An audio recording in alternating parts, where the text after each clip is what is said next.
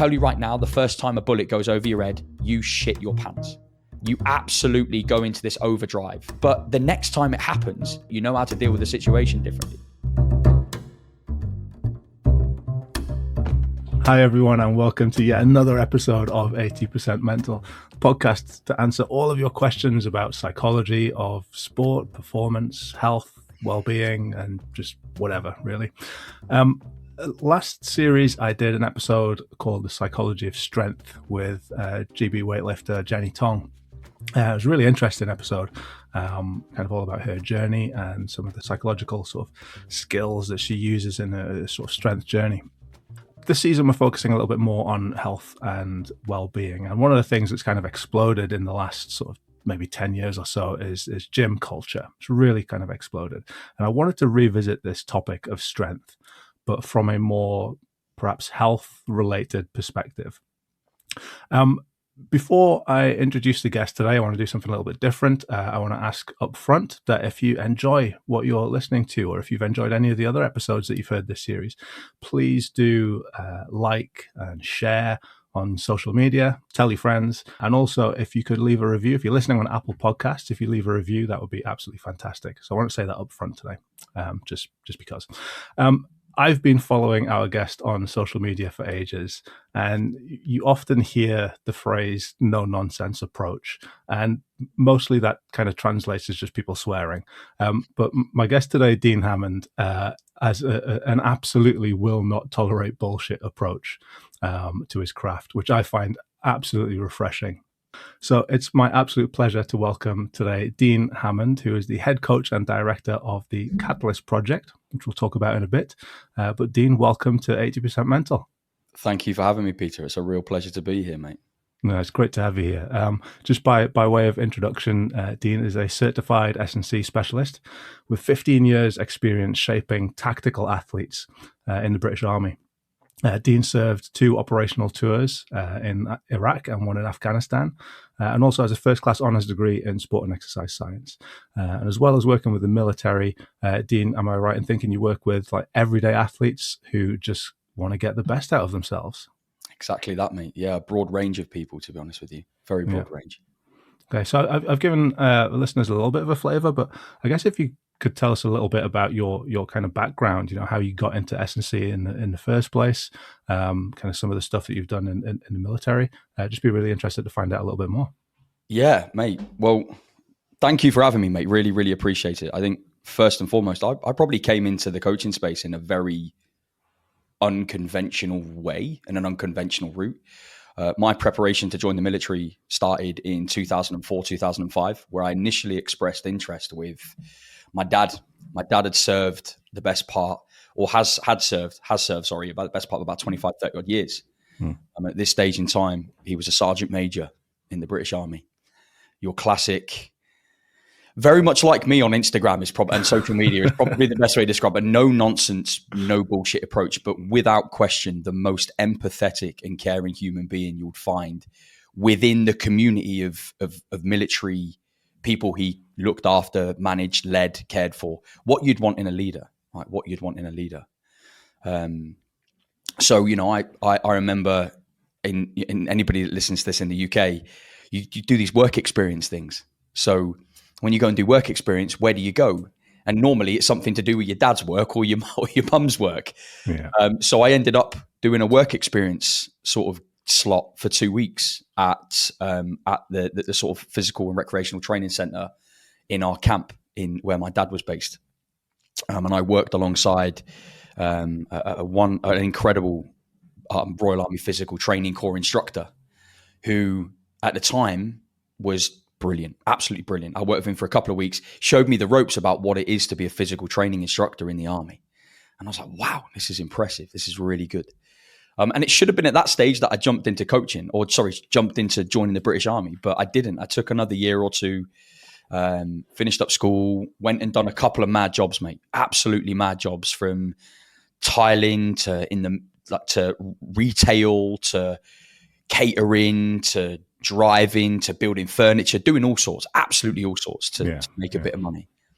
But in the midst of that time, I wanted to just get a bit fitter. and I wanted to think about, I want to join the army, but do I? I don't know.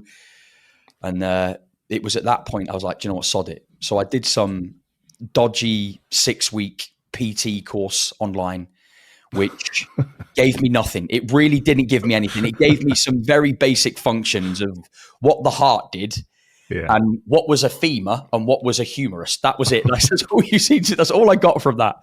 And I learned a little bit about anatomy. That's probably about it. But thinking, like, not having any direction, just thinking, oh, I'll go and do a physical trainer's or personal trainer's course and I'll get really fit and I can join the army. Did that and never told anybody about it. Never told anybody about it. Some shit course, never used it, never even professed to want to use it. I just knew I wanted to join the army. But I knew that joining the army, I wanted to go down the pathway of being a physical training instructor. And if you've never seen a physical training instructor in the military, or a PTI as they're sort of more well known as, you won't probably understand, but they carry the room. And I was influenced by the Royal Army Physical Training Corps instructor, the quartermaster staff instructor, if you will, that used to run all of the physical training for my dad's whole regiment, 400-500 people. But he commanded, and he didn't demand respect, but he had everybody's attention, everybody's respect. This guy was as tall and wide, broad, huge individual. Like, and I'm not talking overweight. I'm talking like Legion Isis, 300 style Spartan athlete you're looking at, right? Yeah. And I just remember just being completely mesmerized by the persona that he carried and the way that he walked across the parade square, stood in front of 400 soldiers in Queen's Royal Hussars in a big hollow square, and I'm looking at this guy going, fuck me, I really want to be like him. Like, I want to be like that guy. Just look. And I think in that moment, that's where like the penny dropped for me, that was the path I wanted to go in. But you can't join the British Army and become a physical training instructor straight away. You have to have gone and got experience, done your trade, whatever your trade might be, or your role. And once you've gained enough experience, you then go through the physical training instructor's pathway. And the best way to describe it is it's like a level 2, level 3 PT on steroids.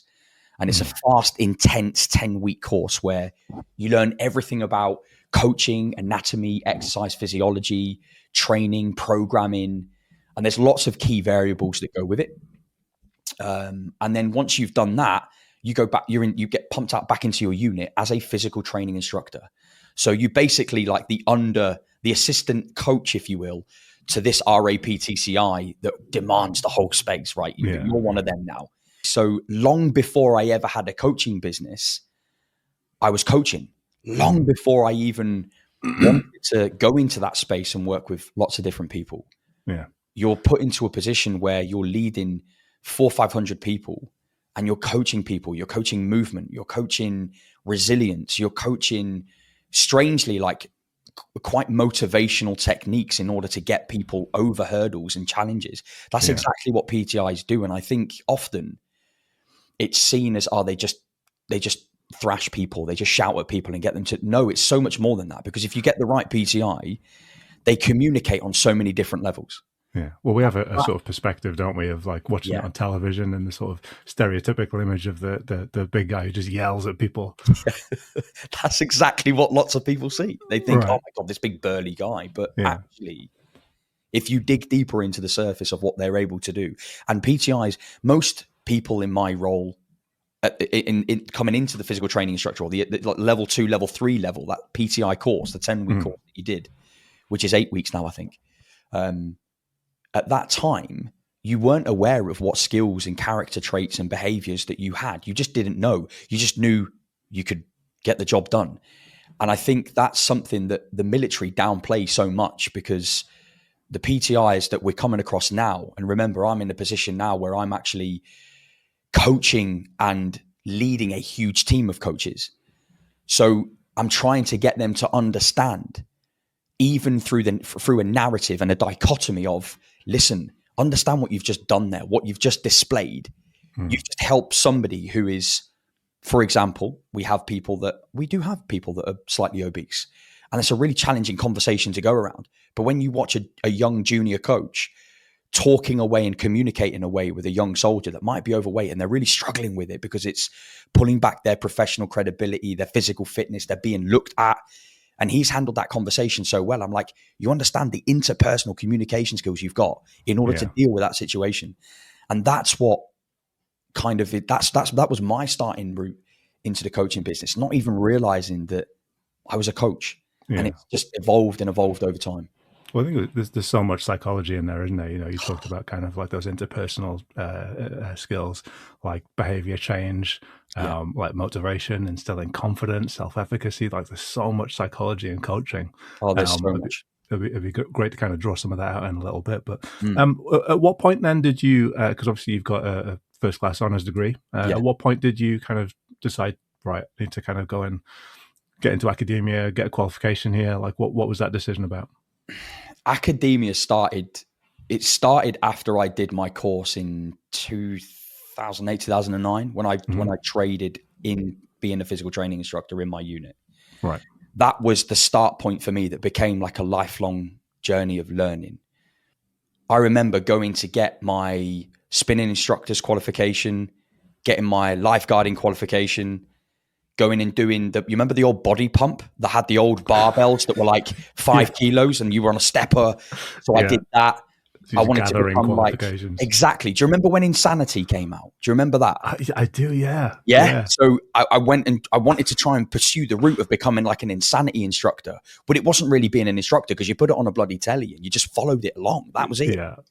So actually, if I think back and I reflect on where I was, the moment I became a PTI, I then wanted to push to do other things. I remember coming back to the UK because we were based in Germany and doing a 2-day kettlebells course, like randomly doing a 2-day kettlebells course. And we've got this thing in the military called standard learning credits, where every year a soldier gets given a grant and they can go and spend that grant, a couple of £100 on doing a course. So I would find things that I could go and do that would relate to my role as being a PTI. I was just so fucking proud of being a physical training instructor.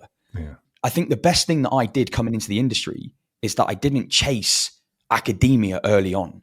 I chased practical experience and I chased trying to be around different people. And that's probably the one thing that being a PTI is really good for, is you're exposed to people in the military that have been in the military for 20 years and are sergeant major level. And these guys are at the top of their sphere when it comes to leadership, management, coaching, development. They know what they're doing to develop their junior soldiers to be better so that we have a through life of a soldier and a tactical athlete. But then you're also dealing with the officer level. And the officer level is exactly the same. They're a bit more academic. And for them, it's all about teaching, crossing the T's and dotting the I's and doing everything below that. So I had exposure to lots of different people that were mentoring and guiding me. And because I came into a regiment where my dad was as well, I had to, it was hard because he was so well respected in the unit. And I never lived in his shadow, mate, ever. That's one thing I wanted to be an individual. I wanted to be unique.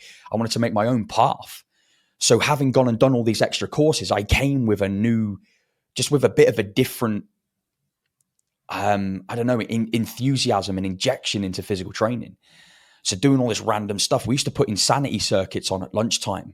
I remember we used to do these wives circuits of an evening, like 6, 7 o'clock. And the wives of the soldiers would come into the gym and we would take a wives circuit and you would just get exposure to that environment.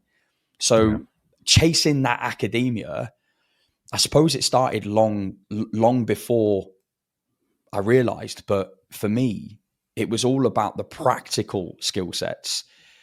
And then it was building on the academia and the knowledge. Because the more I did, the more I realized I didn't know. So it started a long time ago, mate. And I don't think it ever stops, if I'm honest with you. I really, really don't.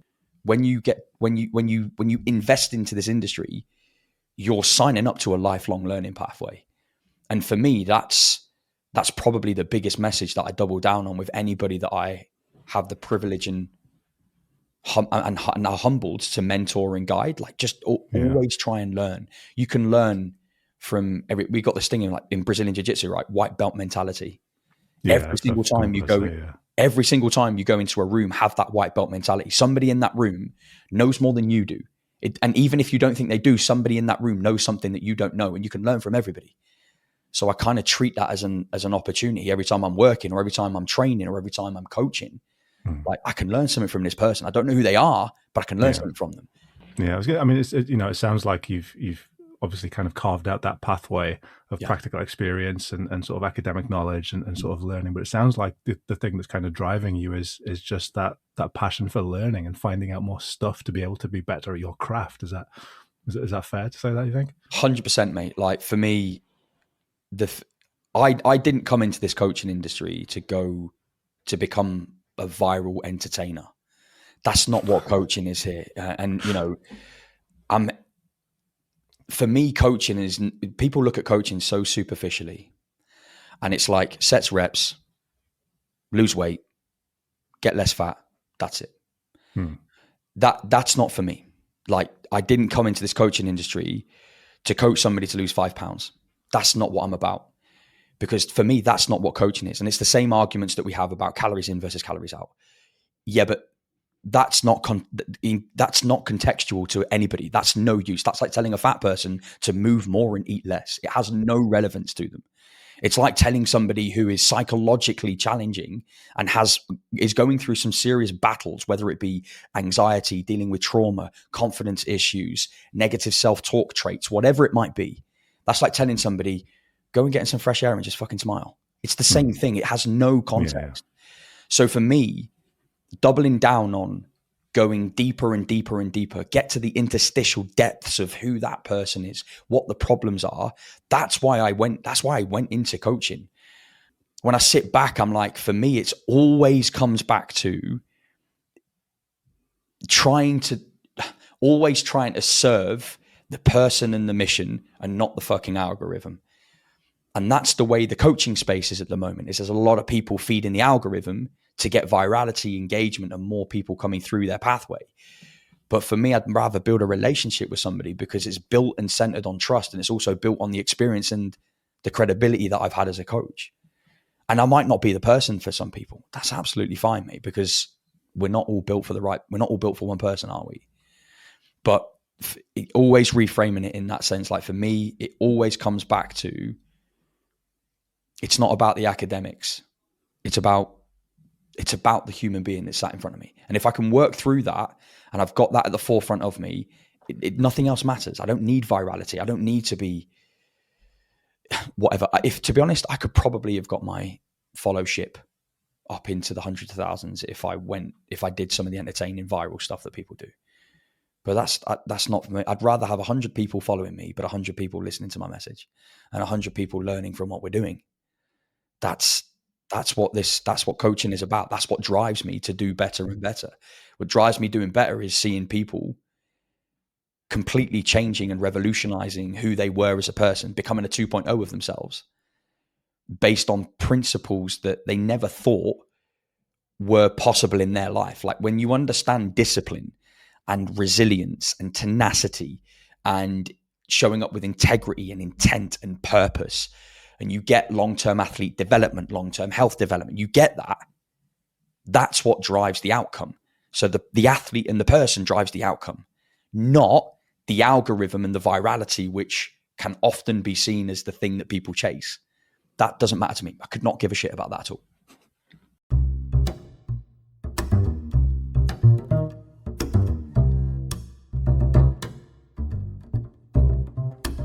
So, Dean, you said that you didn't get into this to be a viral sensation, and we talked a little bit about kind of the algorithm. We started talking a little bit about social media there. I will put links to Dean's social media in the episode description, so I would absolutely recommend that you check it out if you don't follow him already. But you describe yourself as not an influencer, but in a position to influence. And I think you absolutely do that through all the things that you just said before the break. But what are some of the things that really do drive you absolutely insane about, social media, about the fitness industry on social media, about wellness more broadly? I've got like a really long list of things that do my nut in. Yeah. I'd love to hear some of yours. Damn. What drives me insane? There's probably, like you, mate, a massive, massive long list of things.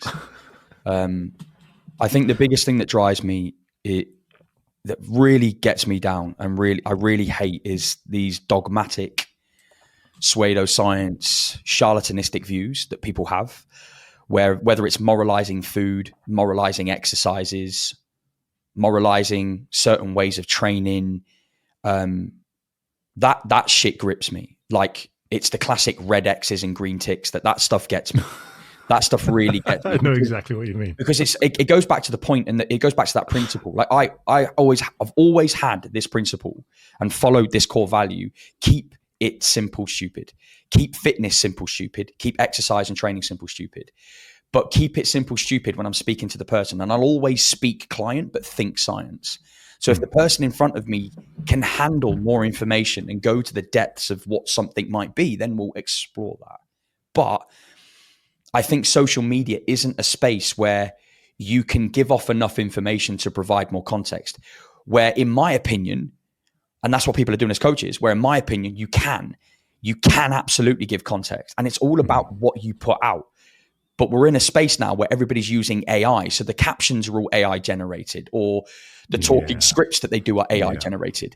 Every single thing that I write, every single thing that I speak about, and every single thing that I create is unapologetically my shit coming out of my mouth. Yeah. It's that, you can draw ideas from AI. You can draw frameworks and ways to communicate that through AI, but you cannot provide context with AI at all, because it's just not that, it's not there. And that's where coaches are lacking, because their experience isn't there to be able to provide the context that we need in the space. And I don't want to make this a rant, but the moralistic shit. Oh, please, feel free to make it a rant. It's fine. But that's what gets me, because it's a bullshit trend that people have hopped on.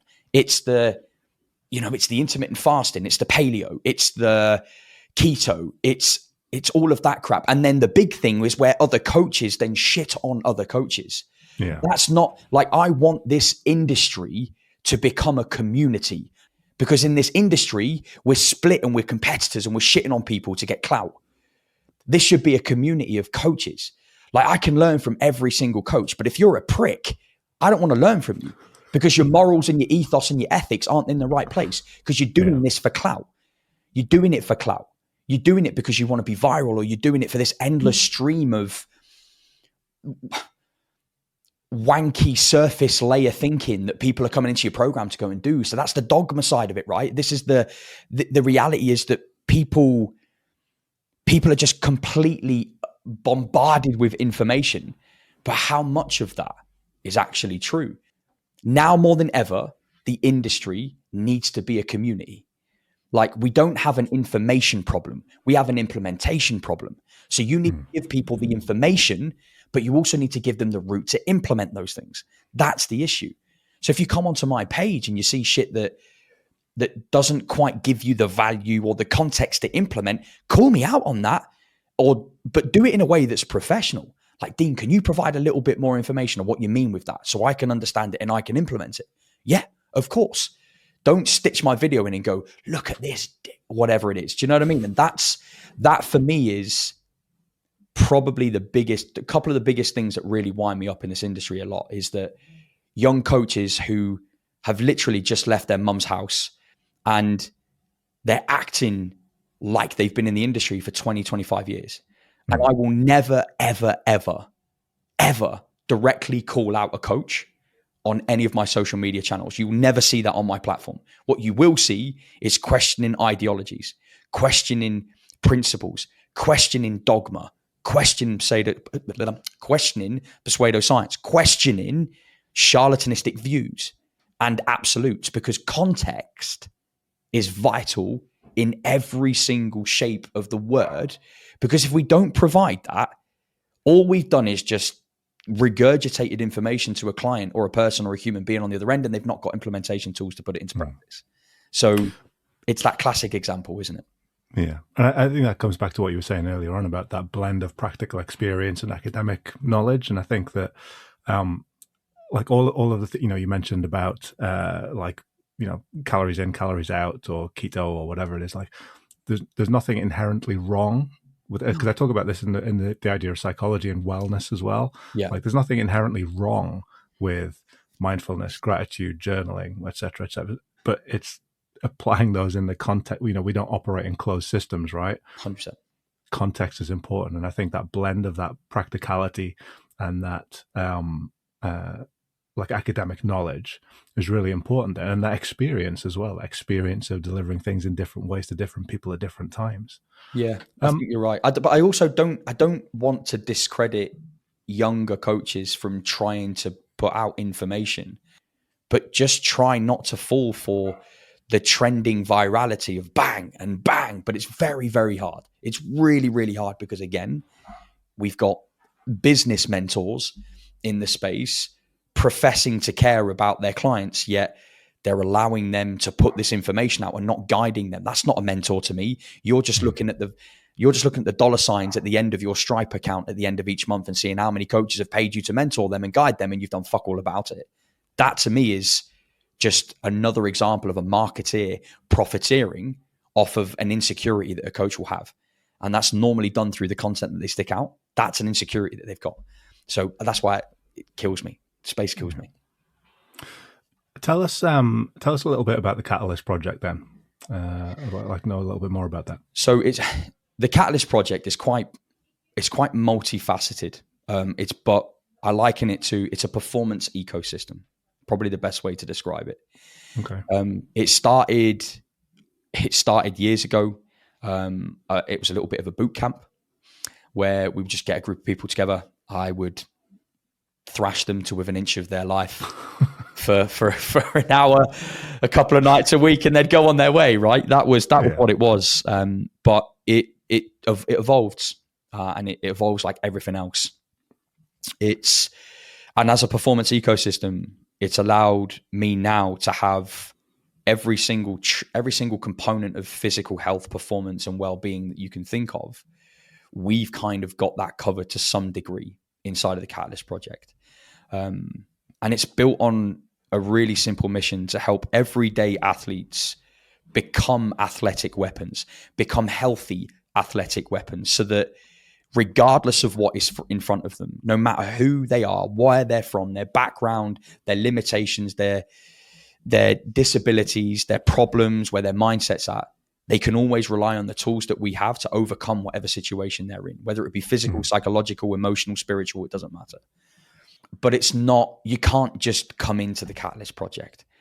And we've got a 3-stage inquiry process and a 9-step onboarding process.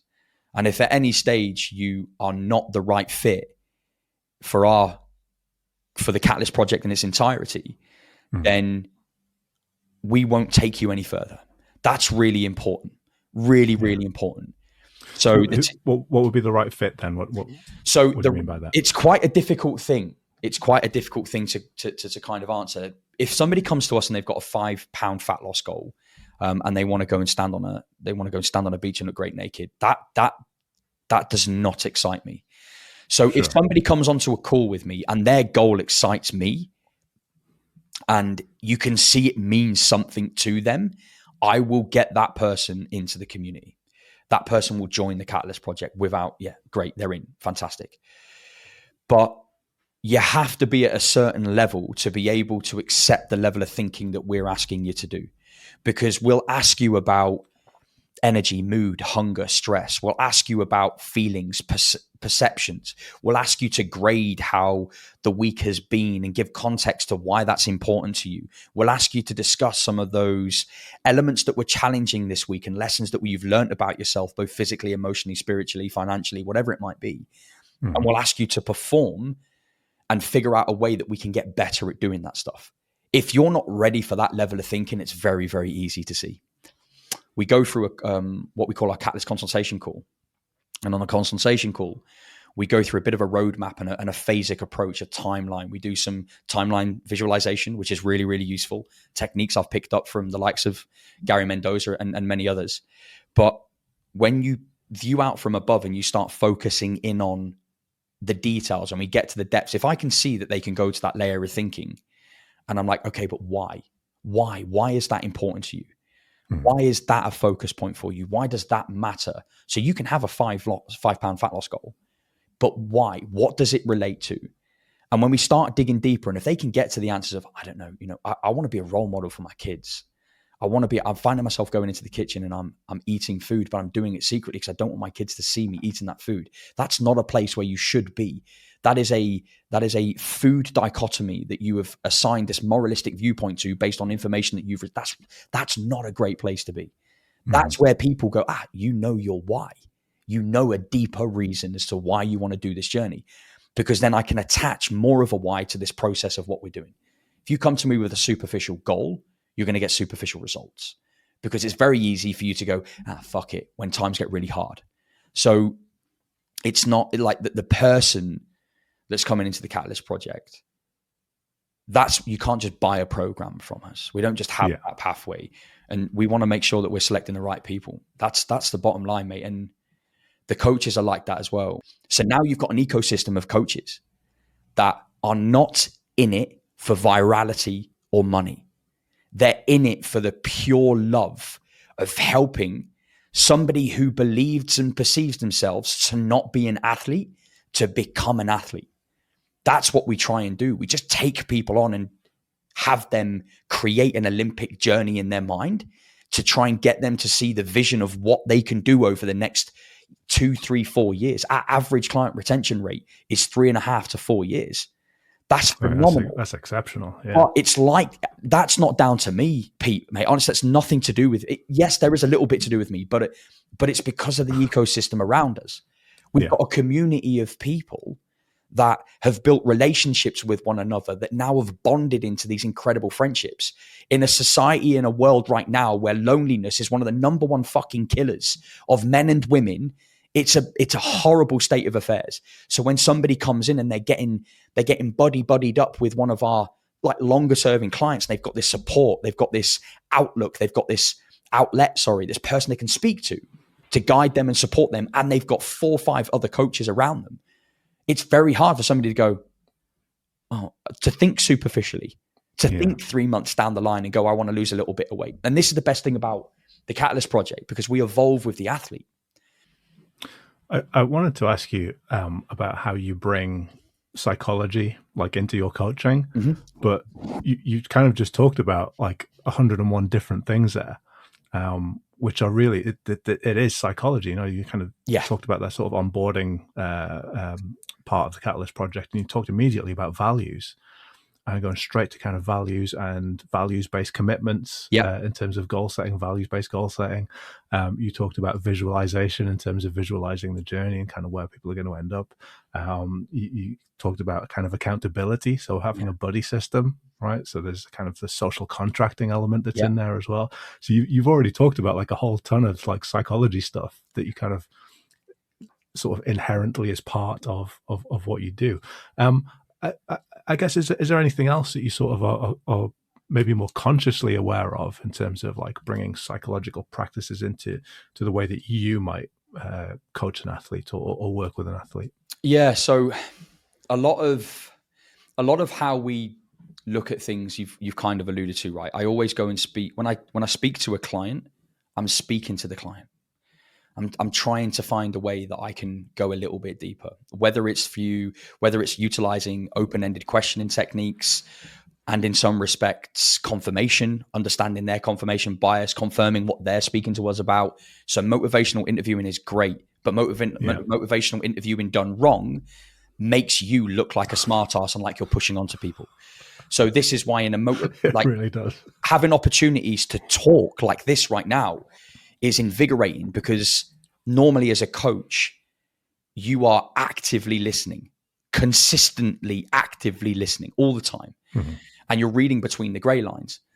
But when we go through the Catalyst project and the project itself, we do what we call quarterly kickstarts.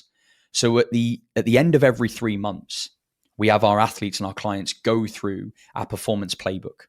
And in our performance playbook, this is where we highlight down all of these performance psychological frameworks that we can use. We start with the mission. We start with the vision statement. So we always think about the future proof. And the first thing that we'll ask them about is their core values. What values, character traits, behaviors do they most align themselves to? And we do this every 3 months because it changes. And if you stay on top of it, performing consistently, because your values are always evolving. And then if those evolve, your outlook towards training, nutrition, the things that we're asking you to do change and evolve. We want you to think about what you look like. What does the version of you look like in the next 90 days? If everything aligned perfectly and it was absolutely the best journey that we could go on over the next 90 days, how do you know it's been a success? So we'll ask them these questions and they'll design what they believe is a success in the next 90 days. We'll do other things about reflection. So we use a lot of reflective work. What were some of the areas for development, or what were some of the areas that we felt didn't go as well as they could have? Okay, great. Why didn't they go as well as they could have? What were some of the roadblocks, obstacles, and restrictions that created those things in the first place? Are these things that are in your control? Yes, great. Now it's much better you doing that than me telling you what that thing is, because you wouldn't have learned that. That's the self-determination process. So if we go through that process and we start getting them to understand the questions and answers that they're giving themselves, and the route to get to the solution, when we go through the performance playbook later on down the line, it's like, right, what are the big key things that we're focusing on in the next 3 months that you found in going through the exercise in the performance playbook? So there's loads of tools that we use, loads of real world examples, and there's such a long list of things as psychological skills that we kind of go into. We ask really powerful questions. We ask the right questions to get the right answers. And if we get the right answers, we get the right outlook. If I ask a shit questions, I'm going to get a shit answer. How's the week been? Yeah, it's been all right. Oh, how's training been? Yeah, it's been all right. How's food been? Yeah, that's not good questioning. That's not good question. We go into something. Tell me a little bit more about why you said this week was an amber. We use a tracker. Why was this week amber? What did this week do, or how did you show up to make it an amber? Why was it not green? What would have made it a green? Okay, great. So now you're seeing something that would have made it green. If we can make it green, how do we make it green? Now we've got a process that we can go and attack. It's just asking the right questions at the right time, mate. And I think it just comes from fucking caring and talking to your people.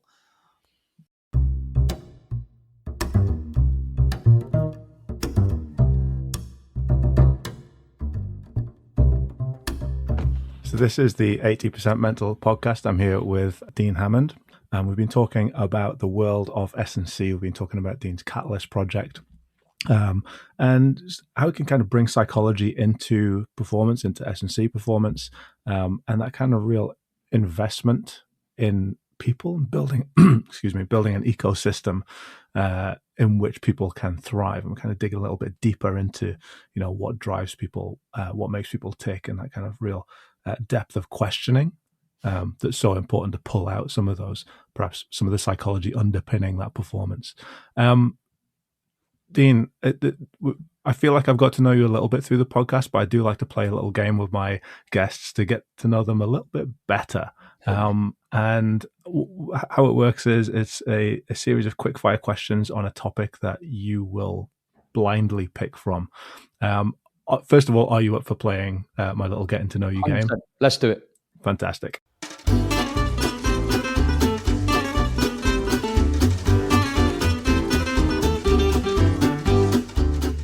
All right, so the categories are this or that, favorites and firsts, hypotheticals, or perspectives. And what I'm going to get you to do is to pick a number between 1 and 4, and I will open up one of my virtual envelopes that I've got on screen, and we'll see which category of question you have.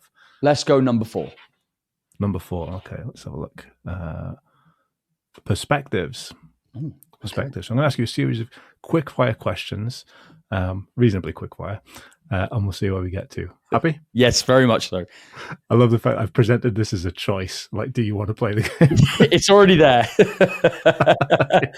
This is what we need. This is good. Okay, great. Okay, quick fire questions. Right. What's something that you think everyone should experience at least once? Being choked out. Okay. In Brazilian Jiu-Jitsu, being choked out, and doing some sort of mixed martial art or combat sport, without question. Everybody should experience that. Okay. Do they have to be? Because I did judo for a while when I was younger. Till I was could be anything. Judo, boxing. Just experience. Do I have to be choked out, or not necessarily? Just experience hardship. Experience that hardship. That hardship of being punched in the face. That hardship of putting your life on the line. Yeah. It's probably back to that, the deeper layer thinking, put your life on the line, but in a controlled manner.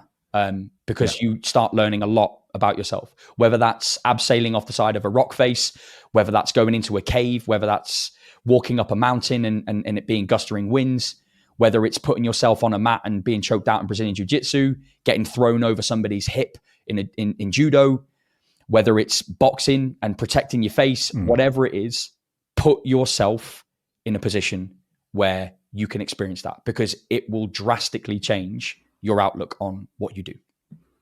I think that's really interesting, because you kind of often hear that message that again, going back to the influencers, will just tell you to like do hard things, but there isn't any kind of sort of substance behind it. It's just like do hard things because it'll make you better somehow magically. No, it doesn't. But I know. So, but I like kind of what you're saying there about it.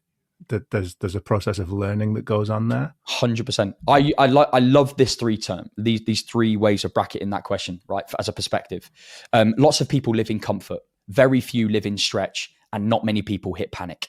So we call this comfort, stretch, panic continuum. If you can put yourself into panic in a controlled environment, you drastically increase and improve your ability to tolerate more shit.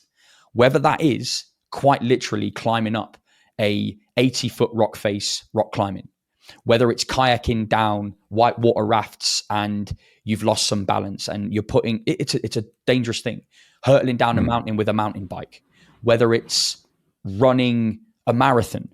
For some of you, that might not be where you are right now. For some of you, the hardest possible challenge to put yourself into panic mode right now might be going into the gym and picking up a dumbbell. That might be panic to you.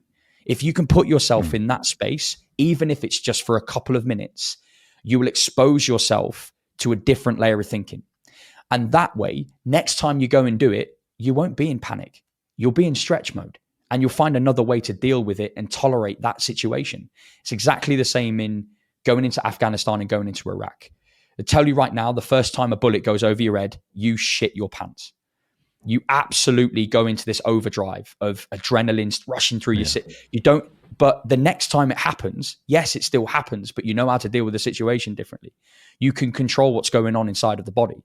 You can control what's happening in the system. You can start clearly circumnavigating what's going on with the atmospherics. What are we seeing? What's different? Oh, this feels different. So it's the same principle that we carry. It's exactly the same with what we do with our tactical athletes when we push them in hard training. Like they do the very first session they ever do when they get to the unit, and it's a green combat related training session. They're petrified. The next time, not so much. They're apprehensive, but not so much. I always promote or present like self-awareness as really the foundational psychological skill. And it's that sort of awareness of, like you say, how is my body reacting? Why is my body reacting in this way? What is my mind giving me at this particular moment? And why is it doing that? And just that self-awareness is that kind of bottom layer of, okay, well, I can build from there. So is it comfort, stretch, panic? I've not comfort, stretch, and panic. Everybody lives in comfort, and everyone will choose comfort. And there's a lot of people that will choose to stretch themselves, training, whatever, etc. But on the odd occasion, you need to find a place where you can go into panic, where you're in a controlled place, but everything's firing. Because if you can get into panic, you drastically, exponentially improve your ability to handle harder things.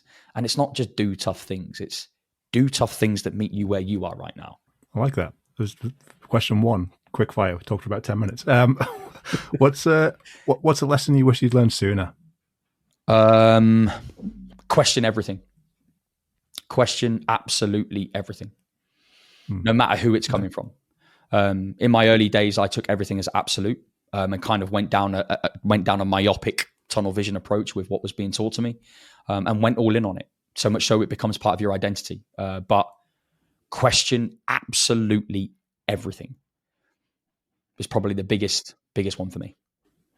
What's a trait that you most value in other people? What's a trait I most value in other people? Humility. I think if somebody has, Yeah, I think it's humility. Humility and trust is probably two of the big ones. It's kind of a combination of two. It's very hard, very, very hard to find somebody that's got that level of integrity, that it's not downplaying things, but they're fucking good human beings. Good human beings are hard to come by, and 9 times out of 10, they're very trusting and they're very humble people. Very, very humble people. And I hope that I can display those traits in some way, shape, or form to the people I work with. Even displaying it online, authentically, unapologetically, just whatever I can do. I'm so blessed to be in the position that I'm in. So blessed. The percentage of me being born and me being in this place, in this space, in this time right now is into the millionths percentile. So I am blessed and very humble that I get to live this life that I live, mate, and do what I do. So that's probably a really valuable trait that I like in other people. What's something that instantly lifts your spirits? Seeing my kids smile and laugh without question. Yeah. Seeing them win.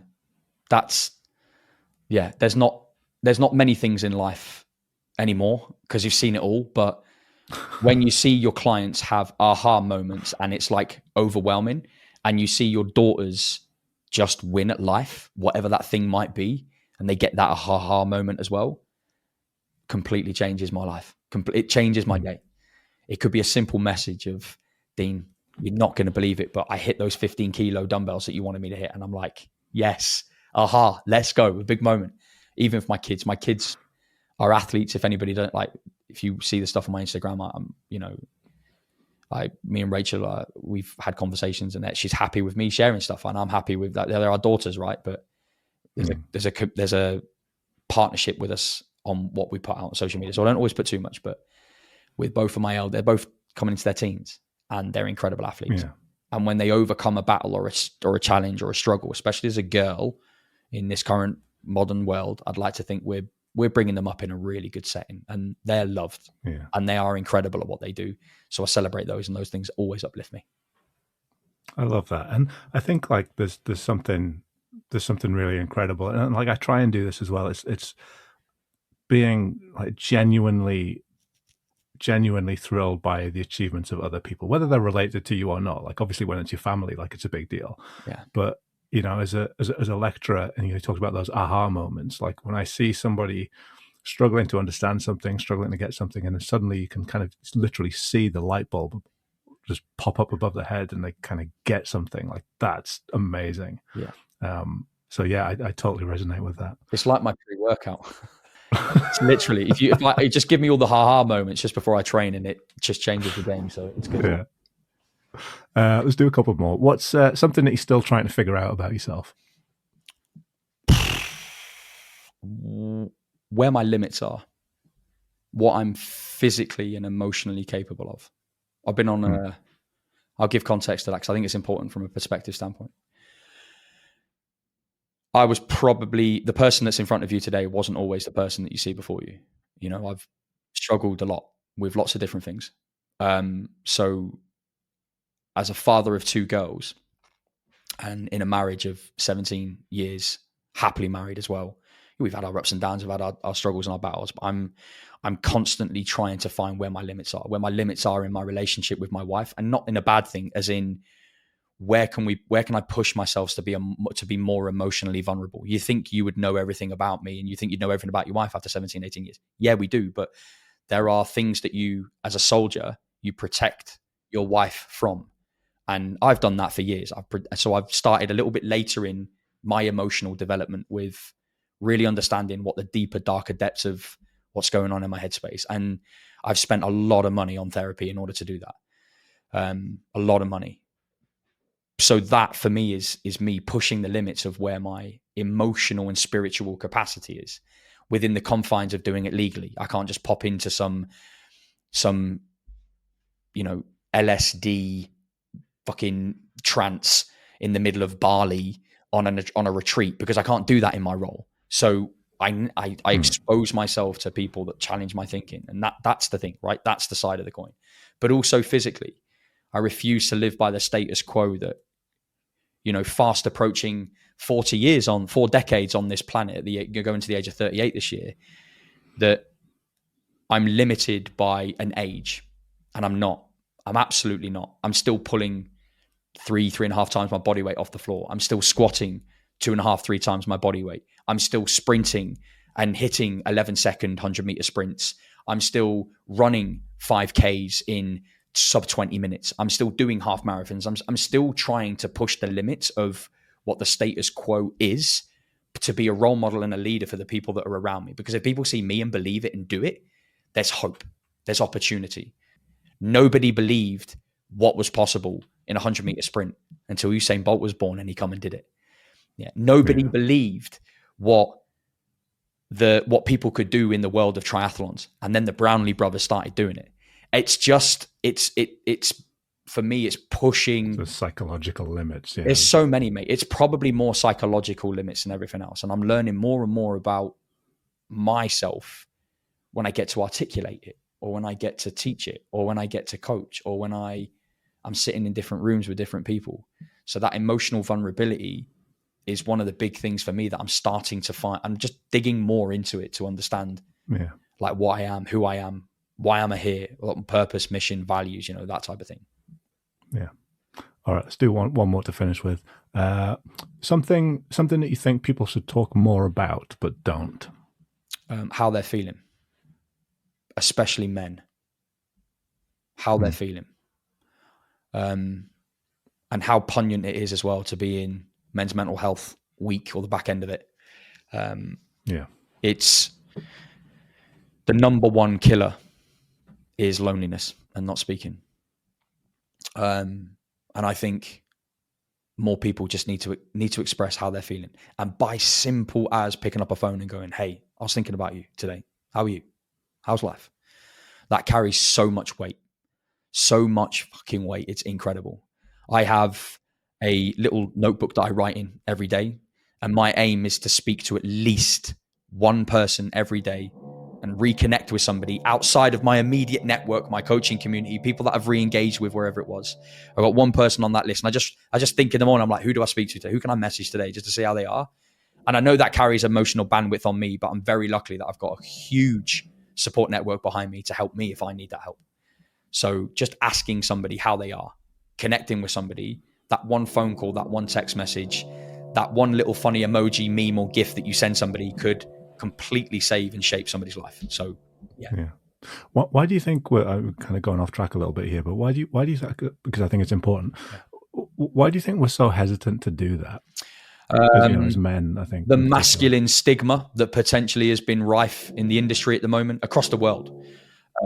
Men are being told to man the fuck up. Men are being told to get on with it. Men are being told to get hard. And whilst I think that's important, there are, and that has some context, of course, that has some merit. What it doesn't do is it doesn't allow, it creates this persona that you're not allowed to speak. And I see it all too often, mate. I've been involved in it. I've lost friends to very close friends, brothers I've served with in Afghanistan and Iraq, because somebody probably could have asked how they were. And if they said they weren't okay, something could have been done about it. Something could have been chased about it. And I think it comes from this comparison space where we see everybody's ideologic perfect lifestyle on Instagram, on Facebook, on social media. And I consistently remind people that what you're seeing is the very best chapters of their life. You have to understand that you're seeing a curated and the very best chapter of that person's life. They want you to see what's going on Instagram. What they don't want you to see is they don't want you to see the shit that's happening behind the scenes. And I think if we can try and ask the questions of, listen, how are you? Where are you at today? Are you okay? When people are not, a simple phone call. Listen, I'm thinking about you, bro. If you need anything, I'm here. Even if that means sitting through the shit with you and just listening, I'm there for that. Whatever you need me to do. And I'm not sure how we fix it. Yeah. I love that one. I love the fact that you're proactive about that as well. You said you have a list of people and we'll make a conscious decision. I'm going to contact one person from this. That's amazing. It's normally done through my Facebook list. So I'll go through my Facebook friends list. People I've just not connected with for a really, really long time. Yeah, and I think like it puts us in a vulnerable position. There's a sense of vulnerability about doing that, isn't there? Yeah. And I think it's about being able to open ourselves up to that vulnerability. 100%. Like contact a friend that you haven't spoken to for a long time. Like, well what's going to happen? What's the response going to be? Like, how am I going to feel about that? How are they going to feel about that? Like, that's a vulnerable place to put yourself. Yeah.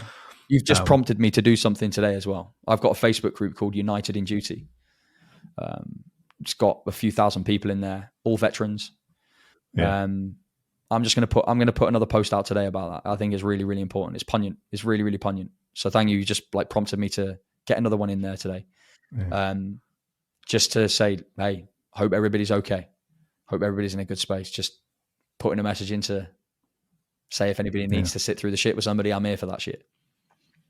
It's good stuff. Well, thank you for being vulnerable and kind of sharing some stuff with me there. And I feel like I've got to know you a little bit better. So thanks so much for playing. My pleasure.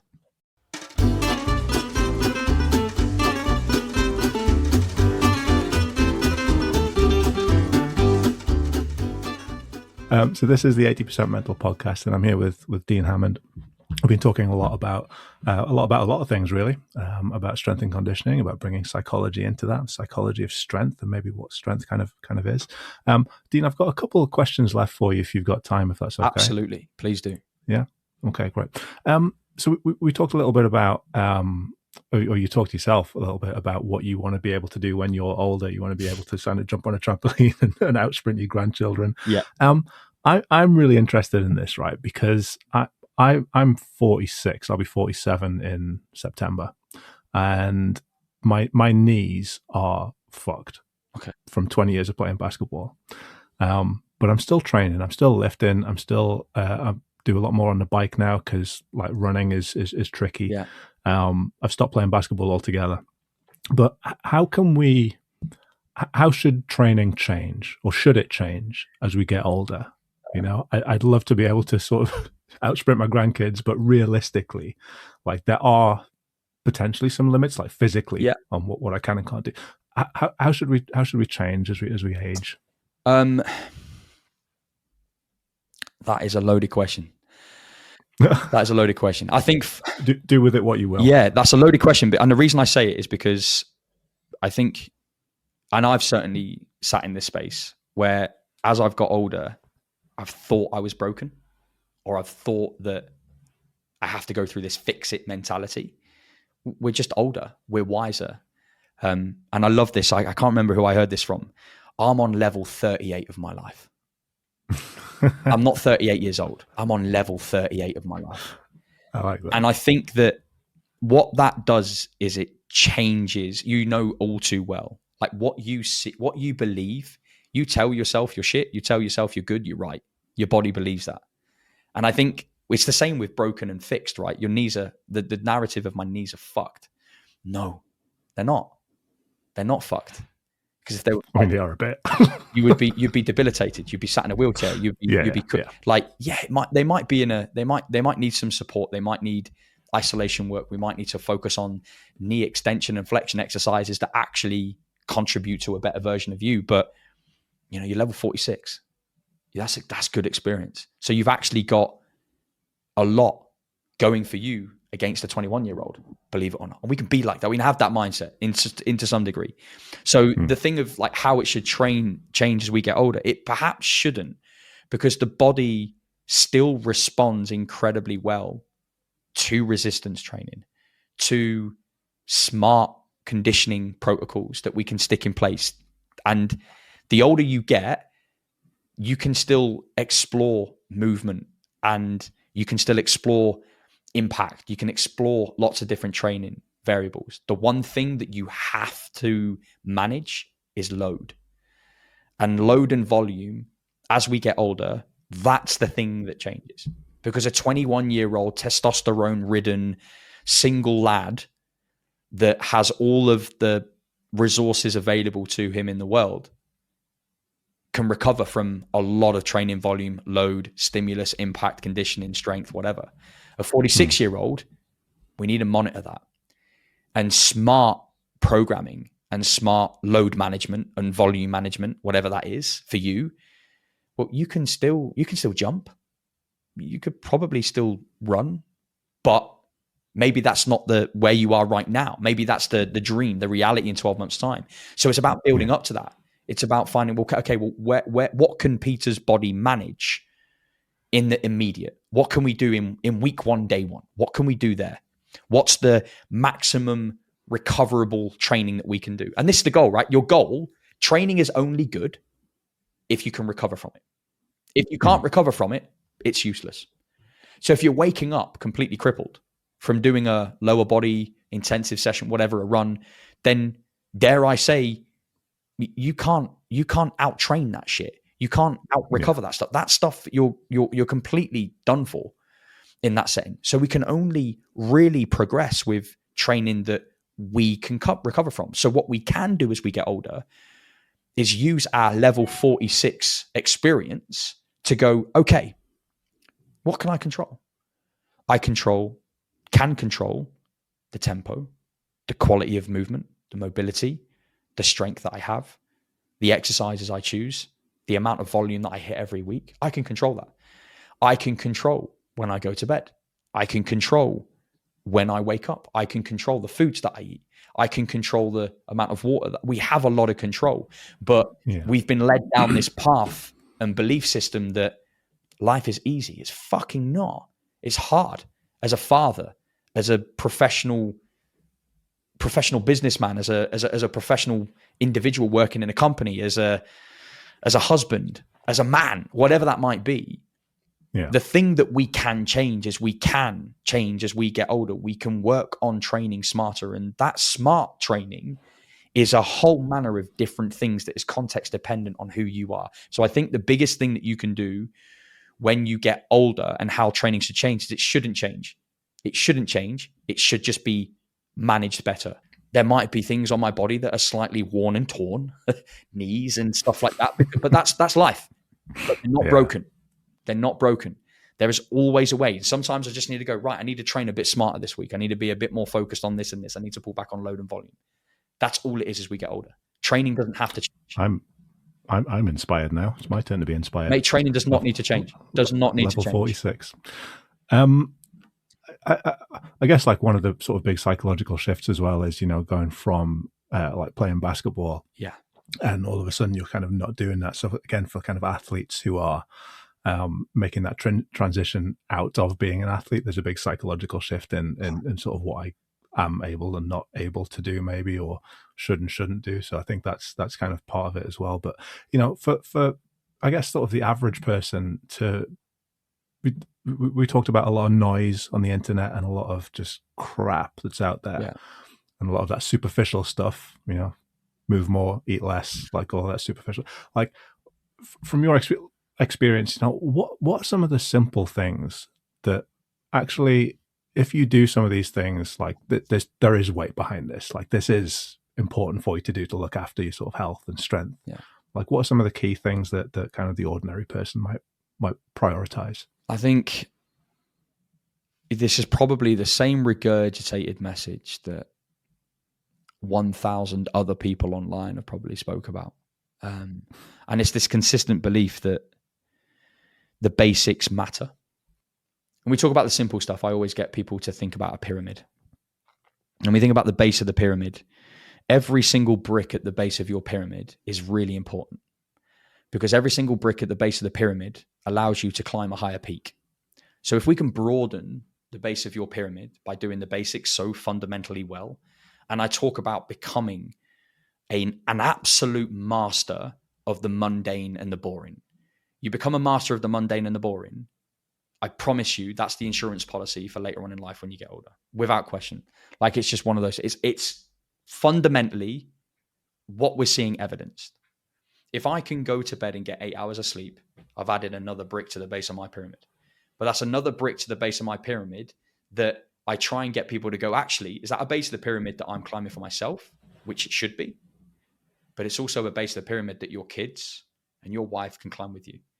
Because if you add that into, you show up as a better father, you show up as a better coach, you show up as a better individual in all walks of life. So when we talk about basics, it's the shit that you already know. To anybody that listens to this, 8 hours of sleep. If you can't get 8 hours, get 7 hours. Resistance train. Your body will thank you for it. Your joints, your connective tissue, your ligaments, your tendons, everything about your body will thank you for resistance training at least 2 or 3 days a week. Nourish your body. Nourish your body. Please fucking nourish your body. And however you manage to do that, I could not sit here on this podcast and give you enough time to be able to know what nourishment means to your body. But don't neglect the basics. Don't neglect things like fruits and vegetables, despite what anybody says to you. Don't marry yourself to a nutritional identity. Don't become somebody who's keto. Don't become somebody who is a faster. Don't become somebody who is a whatever. Like, that doesn't need to be your identity. Your identity can just be somebody that just wants to live healthier, happier, longer, and a more fulfilling life. That comes from nourishing your body. And it's the same with nourishing the mind.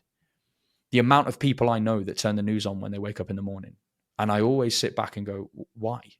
Why do you want to fill your head with negative shit in the morning? Before you've even started your day, you're filling your head with crap. What benefit is that giving you? Oh, you want to know world current state of affairs? Okay. Go on to Google and tell me what are the top 3 stories of the day at the end of the day, and it'll tell you. That's what you can do. You don't need to know the world of current state of affairs. Nothing's going to improve your life by doing so. So not only are we nourishing the body, we need to nourish the mind. So you need to nourish your mind. As a basic rule of thumb, the first hour is your golden hour every day. No phones, no media, no news, no shit. I still believe that everybody should do some sort of martial art. So I think that should be in your non-negotiable. Martial arts or combat sports are like nothing. There are so many valuable lessons you learn about yourself doing combat sport. From Brazilian Jiu-Jitsu to boxing to judo, karate, Muay Thai, whatever. Whatever works for you, whatever you can find, men and women, do it, because it will teach you something about yourself and the process of doing so more than you could ever imagine before. So those are the basics. Those are just like some simple things, but we could go on. What about water? Drink fucking water every day. Why not? Drink water every day. Limit the amount of soda you drink. Limit the amount of, if you can't drink water, put some cordial in it for God's sake, but drink water, drink fluids. These are the basics, mate, that like, they're not sexy. They're not sexy at all. If you're going to improve or you want to know what the basics are, I can already tell you already know what they are. But ask yourself, does it add a brick to the base of my pyramid? Is this contributing to a healthier, happier, longer, more fulfilling version of me? If it is, then fucking do it. Do it. Absolutely do it. If I go to bed at midnight, is that adding a brick or taking a brick away? It's taking a brick away, Peter. Every single time. Yeah. It's taking a brick away. So why would I do it? I think it's interesting, isn't it? Because you talk about these things as being the basics, and they absolutely are the basics. And like you said, people know that they're the basics, yet we don't do them, right? There's an element of like behavior change.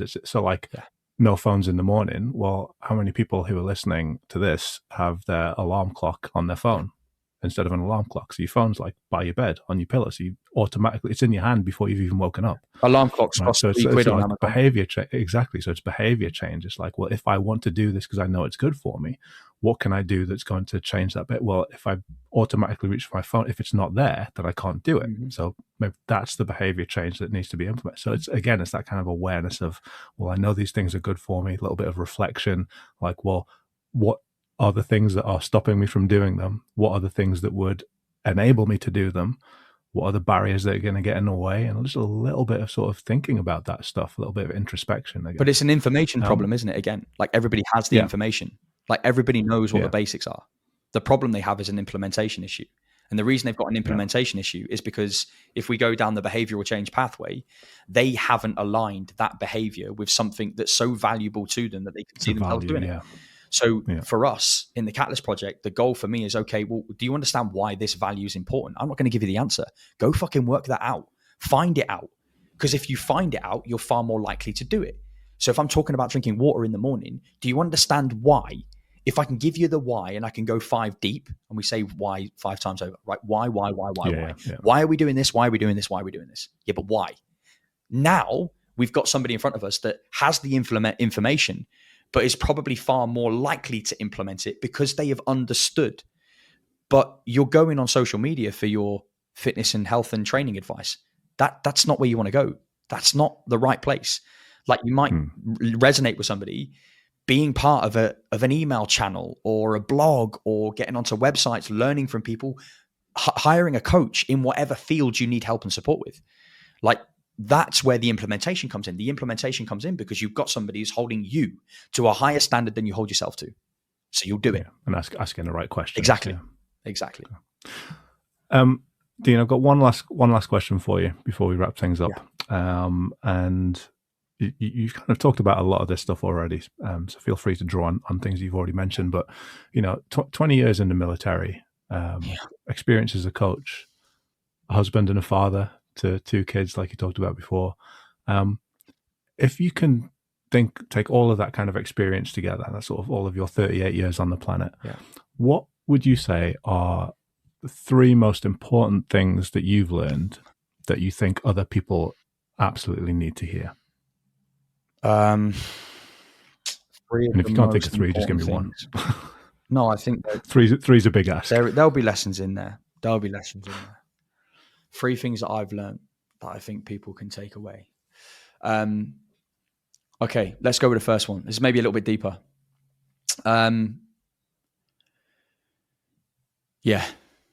Okay. So if I was to think about the first thing that I think everybody needs to, the likelihood of you being alive doing what you do right now, whoever you are listening to this, is 1 in billions upon billions upon billions. And I wish I realized that a long time ago, because I think I would have surrounded myself with different people very quickly. Your time on this planet is not infinite. It's finite. It's absolutely finite. And we spend more time trying to impress other people, and we spend more time on this planet comparing our world to other people's worlds to try and match the status quo that we're told upon ourselves to be that type of person. Whether it's working a 9-to-5 in an office job that we fucking hate, whether it's doing something that our parents did and we feel like we have to go and do. Like, we have so little time, so little time on this planet. I chose to go down the pathway that I chose to go down because I absolutely love what I do. I wake up every day with excitement going into I always get asked, why are you still doing the military stuff? Why don't you just leave? Because I get to do the thing that I do every day and I fucking love it. Waking up and taking training and being a part of something like that is brilliant.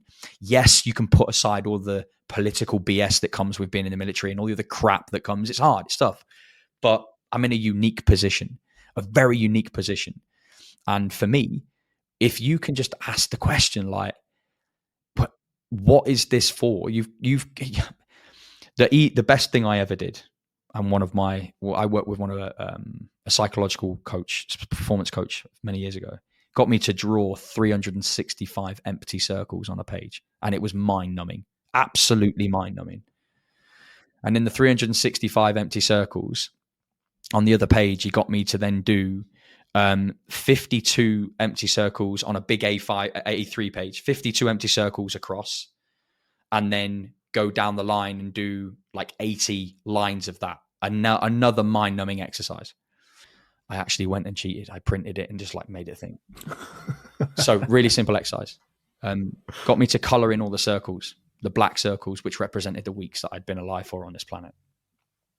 And very quickly you realize, shit, there's a lot of black circles there. There's a lot of empty circles. And in the empty circles, that's how long you've got left to live. If you look at that and you then have a bit of a view from above, it gives you an opportunity to be a bit more self-aware. But then I go back to the 365 days. Like every single day, my goal is to color code that empty circle green. I've got 365 opportunities this year to make that circle green. What does green mean to you? Well, green means to me waking up in the morning and doing my routine, doing some sort of exercise. We've got a cue that we have in our team, MED, move every day. Move every day. Just do something that you can move every day. That can be exercise, walking the dog, whatever. Great. I want to nourish my body. I want to speak to my kids and I want to spend time asking them questions about school. I want to know how they're feeling. I want to spend time with my wife. Those are the most important things that align to the value, the vision, and who I want to be later on in my life. Those are the big details. Like that's the thing. I want to connect with human beings. I want to speak to people and help someone. I want to create impact in this world. That's a green day for me. How do I make it green? And that can be anything for anybody in this room. Anybody listening to this, that can be your green. Whatever your green is, your green might just be getting out and walking and giving your husband a kiss. I want to give my girls a kiss goodnight every night. That's why I chose the trade I went into. I've been the shit. I've done Iraq and Afghanistan. Being away from your kids is the hardest thing in the world. Hardest thing in the world. For 6 months, that's the hardest thing I've ever done. And by fucking choice. Not by imprisonment. By choice.